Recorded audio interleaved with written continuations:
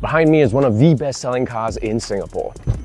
This is the BYD Atto 3, and let's find out why. Before BYD's rise to supremacy, every other car you saw here on the road was either a Honda Vezel or a Nissan Qashqai.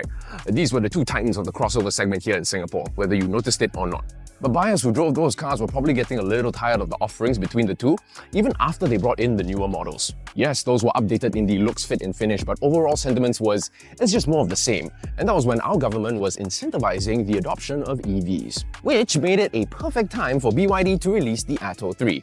And the only other noteworthy car from them at that point was the E6. But going from that to this, holy shit.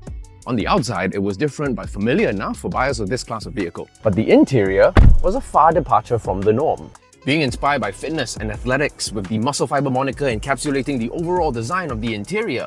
It was fresh, it was new, it was arguably affordable, but most importantly, it didn't feel cheap, which was the biggest surprise to most Singaporeans. Remember, our only experience with Chinese cars up to that point was the Cherry QQ or the Geely CK. But as far out as the interior design was, everything was where it should be. Again, different, but familiar. At the time, the closest full electric rival was the Tesla Model 3, which was A, still too expensive for regular folk, and B, too minimalist for its own good. Yes, people want something new, but they don't want a whole new learning curve. And above all, they want value for money. And the Atto 3 hit the mark on all these points, which cemented itself as a bestseller in the crossover category.